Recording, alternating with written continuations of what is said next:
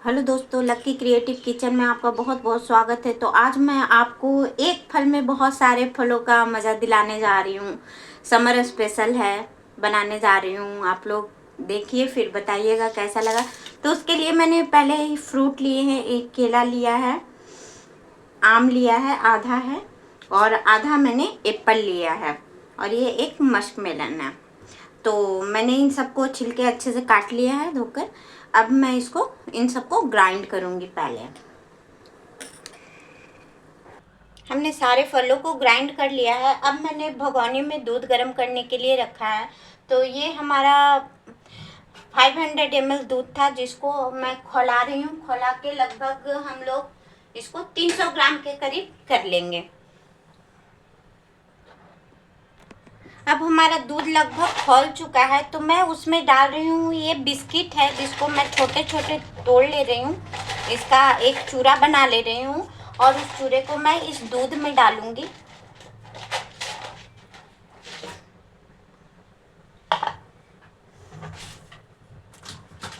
और इस साथ ही मैं इसमें डाल रही हूँ 4 चम्मच के करीब चीनी।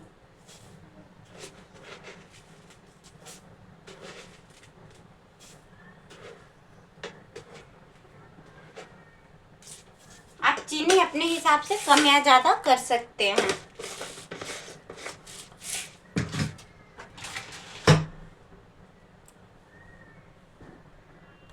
बीच बीच में इस तरह से हम उसे स्पून से चलाकर अच्छी तरह से मिला लेंगे। लगभग हमारा दूध तैयार ही हो गया है। तो अब हम गैस के फ्लेम को बंद कर रहे हैं, और ये चूरा जो मैंने बिस्किट वाला डाला था उसको अच्छे से प्रॉपर्ली इसमें मिक्स कर लेंगे, ताकि ये अच्छे से मिक्स हो जाए। और अब हम इसमें डालेंगे जो फ्रूट हमने ग्राइंड किया था ना, उसे भी इसी वक्त जब मैंने फ्लेम को ऑफ कर लिया, अब इसमें हम इसको डाल देंगे। इसमें ट्रांसफर करने के बाद अब इसको हम इस तरह से चलाकर बिल्कुल स्मूथ मिक्स कर लेंगे कि कहीं भी कोई लम्स ना हो, कुछ भी ना हो।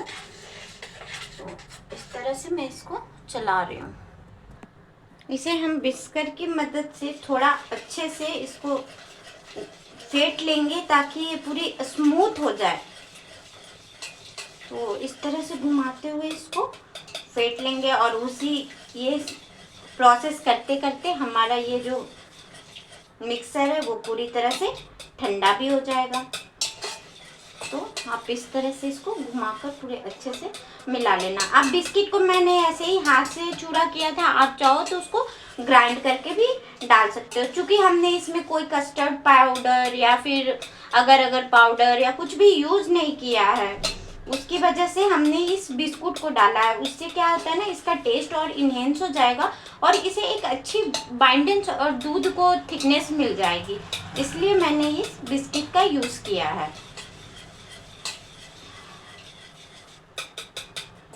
तो आप इसी तरह से इसको 5 मिनट चला लेना, उससे अच्छे से मिक्सअप हो जाएगा। अब मैं ये जो खरबूजा है, मैंने इसमें इस तरह से कट लगाकर इसके सारे बीज साफ कर लिए अच्छे से।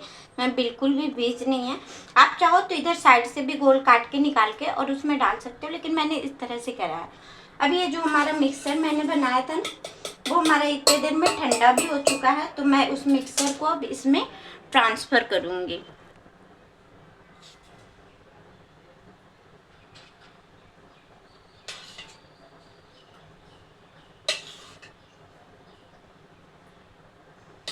इस तरह से आप सारे मिक्सचर को इसमें बिल्कुल सेट कर देंगे अच्छी तरह से। मैंने ये सारे मिक्सचर इसमें इस तरह से ट्रांसफ़र कर लिया है, भर लिया है। अब इसको हम फॉइल पेपर की मदद से इसको रैप कर लेंगे। तो इस तरह से मैंने इसको रैप कर लिया है। अब इसको फ्रिज में हम 4 से 5 घंटे के लिए रख देंगे। उसके बाद ये आराम से सेट हो जाएगा, फिर हम आराम से आइसक्रीम के मज़े ले सकते हैं।